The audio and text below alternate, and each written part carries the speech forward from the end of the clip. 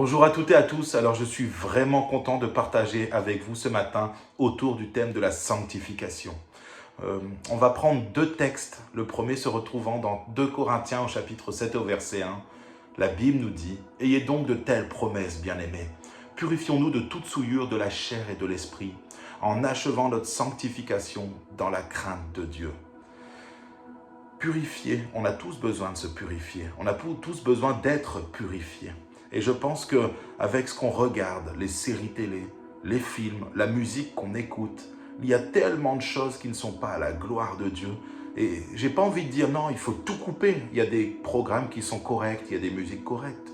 Mais ce que je veux dire, c'est qu'au fond de nous, aujourd'hui, il y a tellement de séries qui vont normaliser le péché, qui vont nous souiller, qu'en fait, on est obligé de demander à Dieu de venir nous purifier.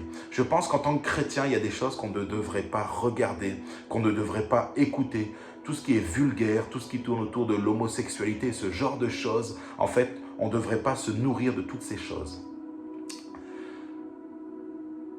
Je pense aussi que vous vous demandez, mais comment on fait pour se sanctifier? C'est vrai qu'on entend beaucoup parler de la sanctification, mais comment on fait en fait? Jésus le dira dans Jean au chapitre 17 et au verset 17. « Sanctifie-les par ta vérité, ta parole est la vérité. » Je sais que les pasteurs ont souvent tendance à redire et redire « Lisez votre Bible, lisez la parole de Dieu. » Mais c'est une réalité. Si on veut être sanctifié, en fait, c'est à travers la parole de Dieu. Parce que la parole de Dieu est la vérité.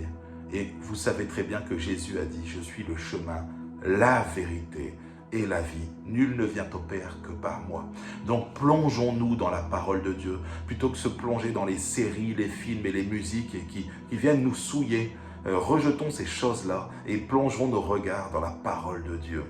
Un autre texte qui est aussi dans 1 Thessaloniciens au chapitre 2 et au verset 13 qui nous dit « Pour nous, frères bien-aimés du Seigneur, nous devons à votre sujet rendre continuellement grâce à Dieu, parce que Dieu vous a choisi dès le commencement pour le salut, par la sanctification de l'Esprit et par la foi en la vérité. » Une vie remplie de l'Esprit de Dieu, voilà ce à quoi nous devons tendre.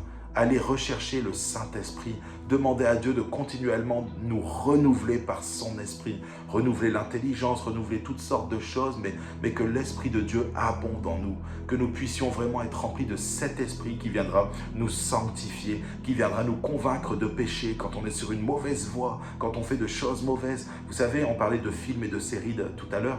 En réalité, quand je me suis converti, à un moment, j'ai voulu commencer à regarder encore les séries que j'avais l'habitude de regarder. Et je sentais que c'était pas bien. Je sentais que ça me souillait. Et en fait, j'ai dû abandonner la plupart des choses que je regardais avant.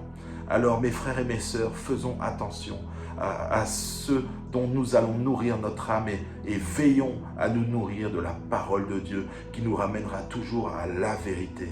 La vérité deviendra notre normalité. Et le Saint-Esprit viendra aussi nous sanctifier jour après jour et nous faire grandir. Grandir comment? Dans notre foi, dans notre vie chrétienne, dans notre marche chrétienne avec Dieu.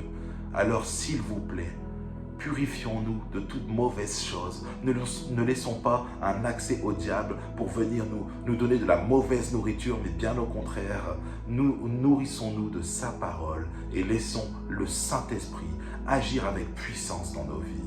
Soyez tous bénis et à bientôt.